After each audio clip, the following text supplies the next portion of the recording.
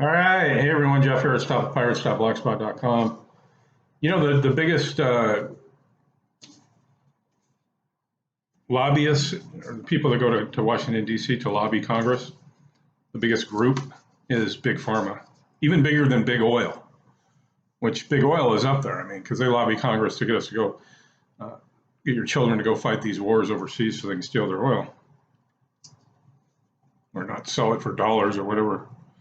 But anyway, so it's big business. But they're getting to the point now where the CDC, Centers for Disease Control and Prevention, is a privately owned, run-for-profit corporation, and they sell $50 billion worth of vaccines every year. That's what they do. And they make up diseases to do that. It's like, what does that remind me of? The pink ribbon thing? Breast cancer? Joke. They've been at it for 30 years, and they still do it. Well, I guess they're not doing it now. They're not getting anywhere because the money isn't selling you the treatment.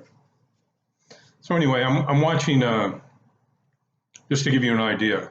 Now, Big Pharma lobbied Congress. They own all these Congress people. And they're cheap to buy, too. It's not like, it costs millions of dollars. I mean, you get a congressman for 20 grand to vote your way.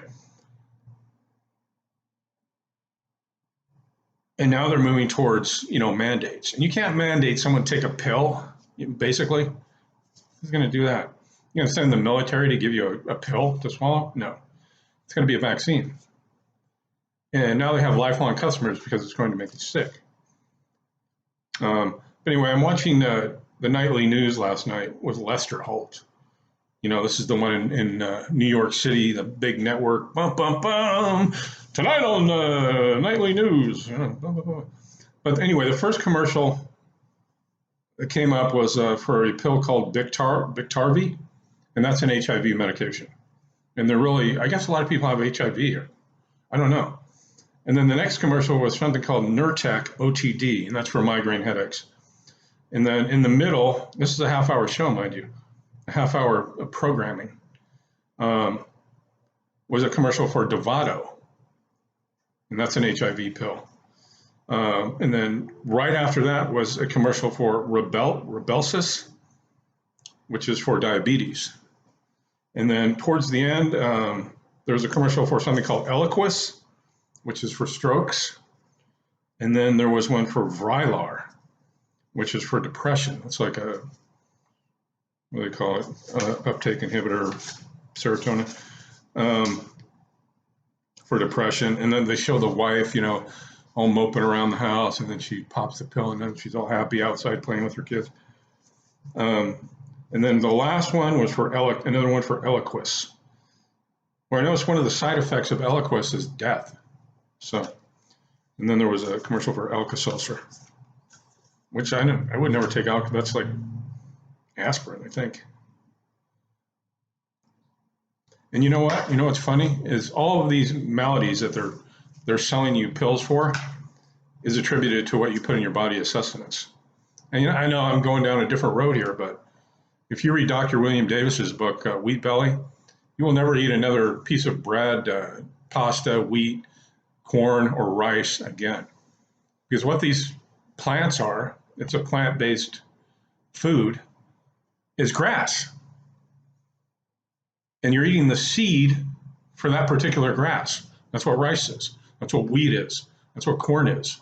It's the seeds of grasses, and they're toxic. And if you ever want to quit eating wheat, for one, it's basically an opioid. You go through a detox for like anywhere from 10 days to 2 weeks, depending on how much you eat of it. And if you grew up on a standard American diet, which is a high carb, low protein, fruits, vegetables, and whole grains, and this is all on the pyramid from the FDA, I guess, the Food and Drug Administration, their food pyramid. They want you to eat more wheats and grains, which jacks your blood sugar and gives you diabetes, gives you, stop eating, you'll feel better than you've ever felt before in your life. I did. And and don't look back. But anyway, what was I going to talk about? The Vatican and your birth certificate.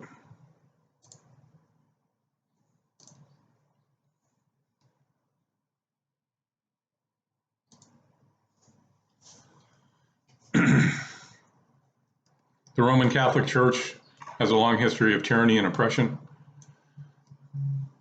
Because of the desire to control through their inquisitions, they decided they would create the first express trust called Unum Sanctum, which was written on a papal bull and placed in their vault.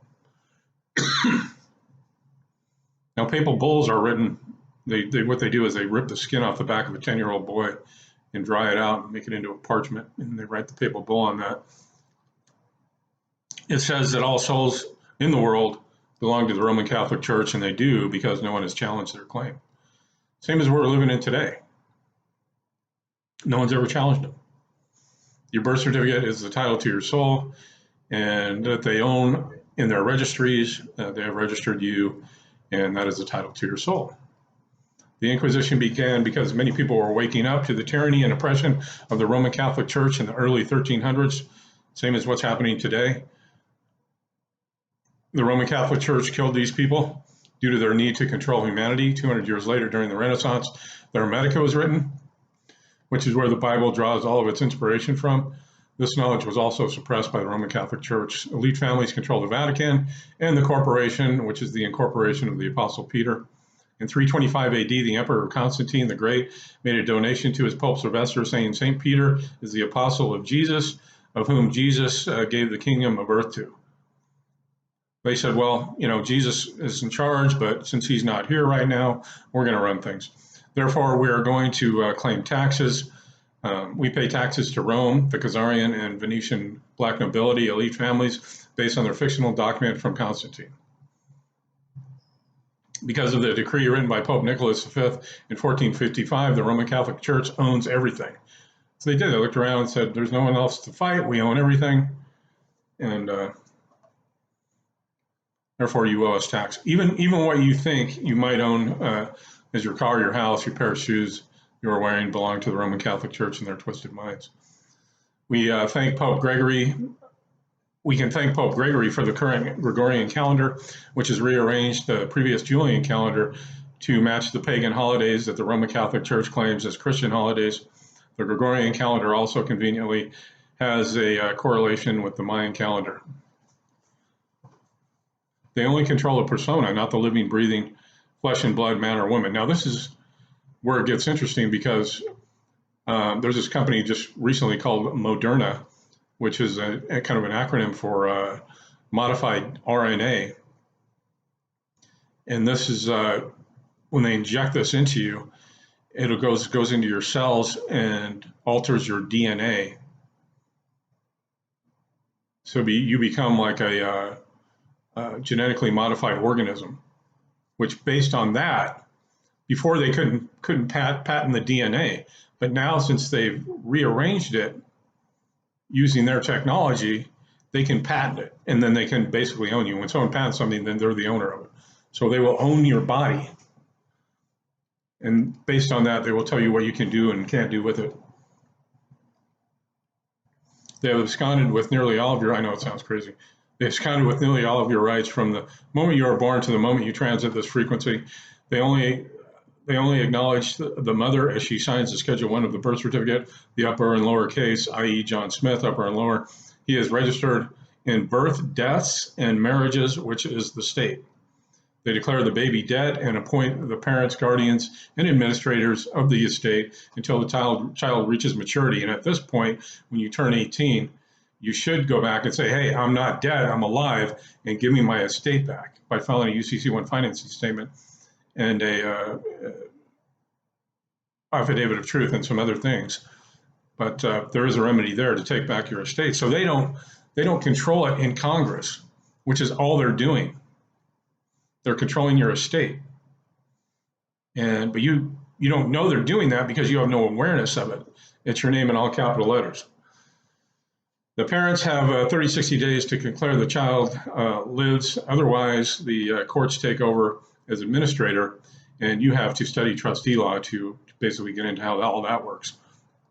The state takes out a loan against you, which is what they want you to pay taxes to pay off.